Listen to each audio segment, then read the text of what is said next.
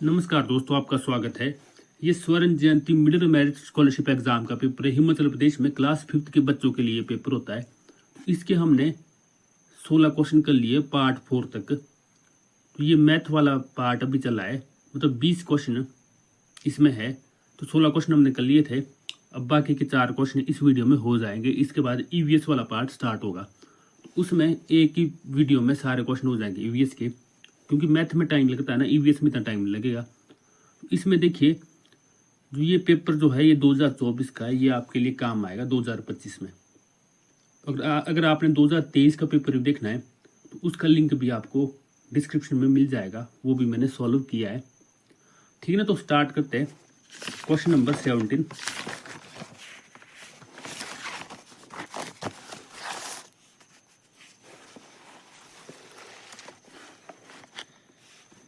Question number 17 जो है, इसमें बोला गया है गौतम को एक दीवार को पेंट करने में 5 घंटे लगता है और गंभीर को उसी दीवार को पेंट करने में 6 घंटे लगते हैं।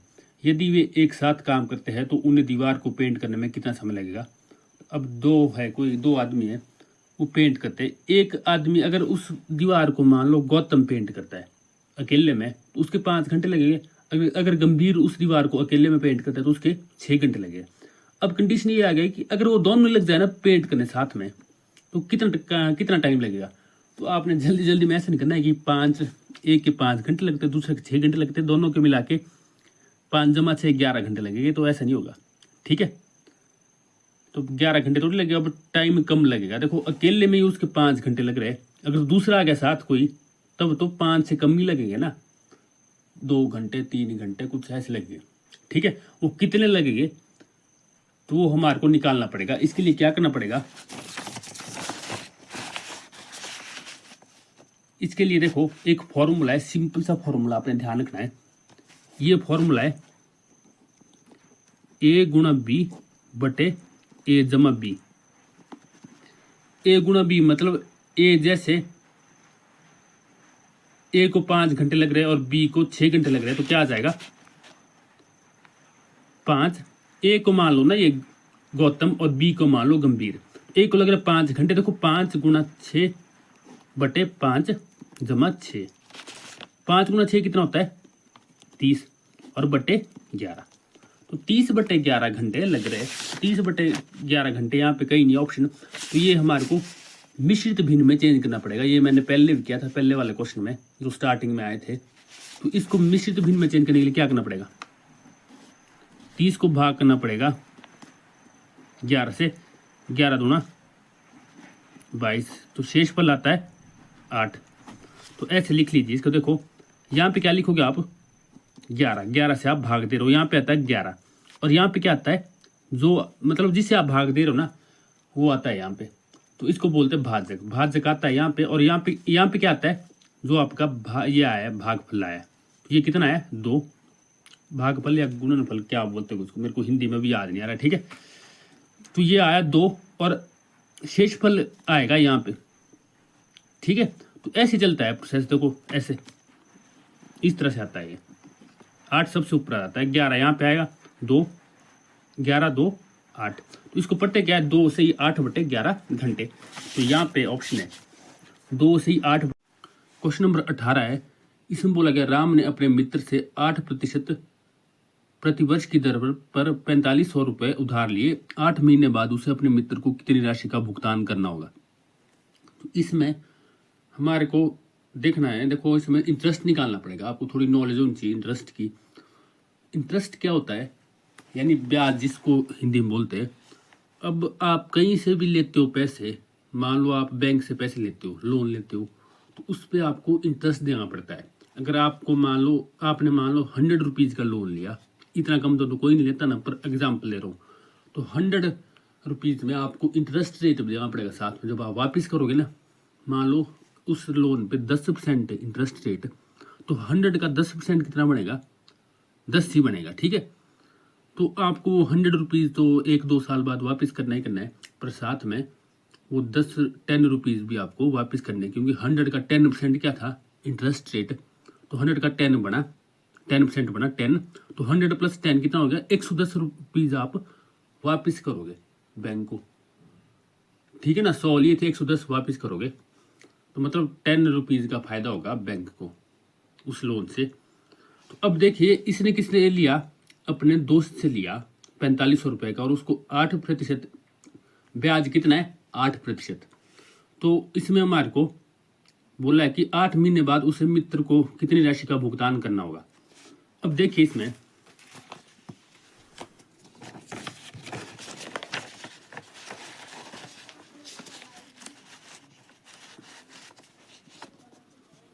सिंपल इंटरेस्ट निकालने का फॉर्मूला होता है एक, क्या होता है, यानी ब्याज निकालने का फॉर्मूला होता है कि कितनी ब्याज लगेगी। ये होता है P into R into T upon 100। मतलब इससे ये पता चलेगा हमारे को कि कितनी ब्याज बनती है 4500 रुपये में। वो 4500 तो देने ही देना है पर साथ में ब्याज देनी पड़ेगी 8%। तो ये देखिए सिंपल इंटरेस्ट क्या हो जाएगा,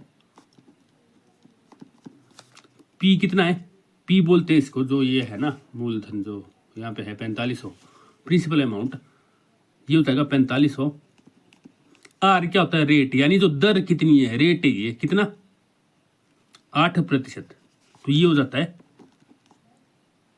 ये हो जाएगा 8%। और टाइम कितना है, टाइम तो प्रतिवर्ष है, प्रतिवर्ष ना टाइम मतलब 1 साल है, बट इन्होंने बोला क्या है वो 8 महीने में बाद ही उसको वापस कर देगा। तो टाइम क्या हो जाएगा, ये हो जाएगा 8/12। आप 8 नहीं लिख सकते, आपकी 8 महीने लिख दिए, 8 महीने बाद वापस करना तो आप 8 लिख दो। यहाँ पे आपको 8 महीने को चेंज करना पड़ेगा, किस में, ईयर में चेंज करना पड़ेगा, यानी वर्ष में चेंज करना पड़ेगा 8 महीने को। देखो क्योंकि जो ये है ना दर जो है प्रतिवर्ष है, देखो प्रतिवर्ष नाम पे लिखा हुआ, मतलब टाइम जो है वो प्रतिवर्ष है, तो ईयर ही लिया जाता है यहाँ पे।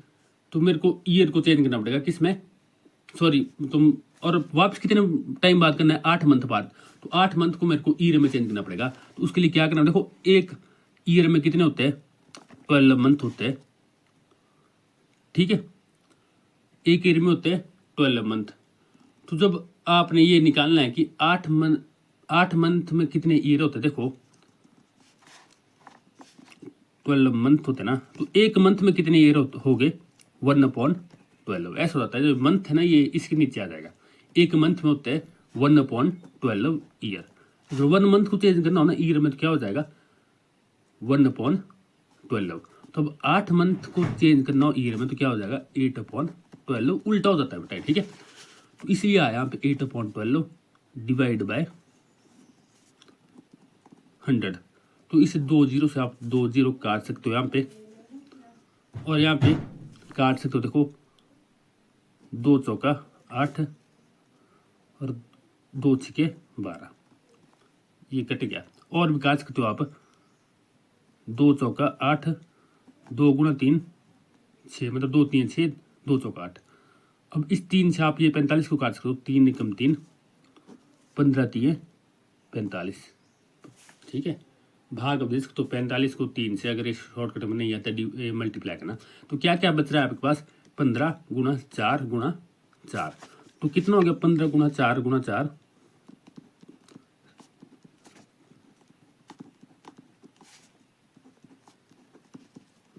15 चौका 60, 60 चौका 240 रुपीज़। तो 240 सिंपल इंटरेस्ट। अब इसके बाद देखिए, इसके बाद क्या करना है, इन्होंने बोला कि कितने पैसे वापस करेंगे, टोटल अमाउंट कितना होगा, टोटल कितने करेंगे। तो एक 4500 तो जाएगा ही जाएगा वापस, लेकिन साथ में जो 8% का जो इंटरेस्ट रेट था वो निकला है हमारे, वो भी जाएगा साथ में। तो कितना जाएगा 4500 जमा 240, कितना हो जाएगा 0 4 जमा 0 4, 5 जमा 2 7, ये आ जाएगा आंसर, ठीक है। 4740 रुपीज ये इसका आंसर हो जाएगा। नेक्स्ट है क्वेश्चन नंबर 19। मोहित ने आटे का एक पैकेट खरीदा, उसने इसका 3/5 हिस्सा केक पकाने में इस्तेमाल किया। यदि उसके पास अभी भी 500 ग्राम आटा बचा है तो उसने जो आटे का पैकेट खरीदा था उसका वजन कितना था, ये निकालना है। इसमें देखिए ऐसा क्वेश्चन पहले भी स्टार्टिंग में भी आता है, ये बटे वाला। तो देखिए इसमें अब मोहित है, उसने आटे का पैकेट खरीदा, उसका 3/5 पार्ट, पार्ट बोल सकते हो आप, हिस्सा बोल सकते हो, ठीक है, इंग्लिश में पार्ट बोलते हैं इसको। तो अब 3/5 पार्ट उसने 3/5 पार्ट केक बनाने में यूज किया। तो टोटल कितने पार्ट हुए? 5। ठीक है, इससे पता चलता है कि कितने पार्ट है, जितना ये नीचे ना उतने पार्ट है। टोटल 5 पार्ट उस आटे के 5 पार्ट में डिवाइड किया उसको, उसमें से 3 पार्ट कर लिए केक बनाने में इस्तेमाल। ठीक है, लिखा है यहाँ पे। अब यदि उसके पास अभी भी 500 ग्राम आटा बचा है, तो उसने जो आटे का पैकेट खरीदा था उसका वजन कितना था? तो अभी भी उसके पास कितना है? 500 ग्राम बचा है। और बचे कितने पार्ट है? देखो 2 पार्ट, यहां से पता 3 कर दिए केक में, 2 पार्ट बचे, तो 2 पार्ट बचे। और आटा कितना बचा है? 500। पार्ट को मैं पी लिख रहा हूं फिर। और आटा कितना बचा है? 500 ग्राम। देखो 2 पार्ट में 500 ग्राम आ रहे, तो एक पार्ट में कितना आएगा? देखो 2 पार्ट में ना, तो 2 पार्ट को भी आप एक एक पार्ट में अगर डिवाइड करो, एक एक पार्ट में कर दो डिवाइड आप पैकेट में, तो 500 का आधा आधा चला जाएगा ना दोनों पार्ट में। कितना आ जाएगा? 250। आप ऐसे देख सकते हो, देखो जैसे ये ना 2 पार्ट बराबर 500 ग्राम, तो एक पार्ट में कितना हो जाएगा? 500/2। तो अगर 500 का आप 2 से भाग दोगे तो कितना आएगा? 250 आ जाएगा। तो एक पार्ट में कितना है फिर? 250। समझ गए ना बात? और टोटल पार्ट कितने? टोटल पार्ट है ये 5। ठीक है, तो अब इन्होंने पूछा क्या है कि उसने जो आटे का पैकेट खरीदा था उसका वजन कितना था। मतलब टोटली 5 पार्ट का वजन निकालना है हमारे को। पूरे पैकेट में 5 पार्ट है ना, तो एक पार्ट का कितना है? 250 आया ना। तो 5 पार्ट का कितना हो जाएगा? 250 गुणा 5, 5 गुणा 0 0, 55 25 का 5, हसीला 2, 5 दूनी 10 और 2 12, 1250 ग्राम। तो 1250 ग्राम तो नहीं लिखा है, लेकिन जो आपको पता है 1 kg में कितने ग्राम होते हैं? 1000 ग्राम। तो 1000 ग्राम का बन गया 1 kg, और साथ में देखो 1000 का बन गया ना 1 kg, साथ में कितना बच गया? 250 ग्राम बच गया 1250 तक। तो कितना आया? 1 किलो 250 ग्राम। तो 19 का हो जाएगा ऑप्शन नंबर 3। नेक्स्ट है, ये अच्छा क्वेश्चन है, देखो इसमें बोला गया है एक संग्रहालय के उद्घाटन के दिन लोगों ने इसका दौरा किया। दूसरे और तीसरे दिन पिछले दिनों की तुलना में लोगों की संख्या में प्रतिदिन 516 की वृद्धि हुई। तीसरे दिन की तुलना में चौथे दिन 1140 ज्यादा लोग आए। 5वें दिन आए लोगों की संख्या चौथे दिन आए लोगों की संख्या से दुगनी थी। संग्रहालय में आए लोगों की कुल संख्या ज्ञात करें। तो अब देखिए इस क्वेश्चन को कैसे करना है। आसान क्वेश्चन है, टफ नहीं सोचना इसको। जैसे ये थे एक संग्रहालय, मतलब म्यूजियम में कोई, वहां पे उद्घाटन हुआ उसका, तो पहले दिन कितने, उद्घाटन के दिन कितने लोग आए?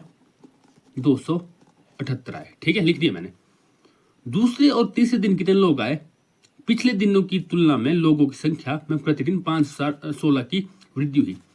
तो जो नेक्स्ट उद्घाटन के अगले दिन जो लोग आए ना, दोनों दिनों, उसमें 516 लोग बढ़ते रहे। मान लो पहले दिन में आए, देखो फर्स्ट डे में, उद्घाटन वाले दिन, फिर दूसरे दिन, इसमें ये नहीं लिखा है कि दूसरे और तीसरे दिन पिछले की 516 लोग आए। दूसरे और तीसरे दिन ये लिखा है, क्या बोल रहा है? दूसरे और तीसरे दिन पिछले दिनों की तुलना में लोगों की संख्या में प्रतिदिन 516 की वृद्धि हुई। मतलब 278 आए थे ना पहले दिन, 278 से भी 516 ज्यादा आए उस दिन, दूसरे और तीसरे दिन। तो दूसरे दिन कितने आएंगे?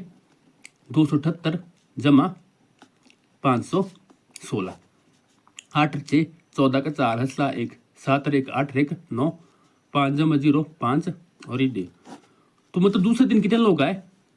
2594। आप समझो इस बात को, ये नहीं करना है इसमें कि 516 लोग नहीं आए दूसरे दिन, 516 लोग ज्यादा आए पहले दिन से। मान लो किसी दिन 5 लोग आते हैं, ठीक है, और दूसरे दिन आते हैं, तो किस दिन 5 लोग आते हैं, दूसरे दिन आते हैं पहले दिन से 6 लोग ज्यादा, तो कितने आए दूसरे दिन? 11 लोग आए ना, फिर दूसरे दिन 6 लोग थोड़ी आए। ठीक है, पहले दिन अगर 5 लोग आते हैं, दूसरे दिन आते हैं 5 पहले दिन से, देखो पहले दिन 5 लोग आए, दूसरे दिन आए पहले दिन से 5 लोग ज्यादा, तो मतलब दूसरे दिन कितना है, 5 जमा 5 10 आए दूसरे दिन। समझो ना बात, इस बात को। अब तीसरे दिन कितना है, तीसरे दिन जो आए वो दूसरे दिन से कितने लोग ज्यादा, 516 लोग ज्यादा। लिखा है देखो यहाँ पे, दूसरे और तीसरे दिन पिछले दिनों की तुलना में लोगों की संख्या में प्रतिदिन 516 की वृद्धि हुई। तो अब इसको जो 2594 में आए ना, देखो दूसरे दिन, इस तीसरे दिन इससे भी 516 लोग ज्यादा आए। 6 और 4 10 की 0 हासिल 1, 9 1 10 और 1 11 का 1 हासिल 1, 5 1 10 और 1 11 हो गया ना। तो अब 1 आ गया और यहाँ पे ये आ गया 3110। तो तीसरे दिन कितने लोग आए, 3110। अब चौथे दिन का देखते हैं।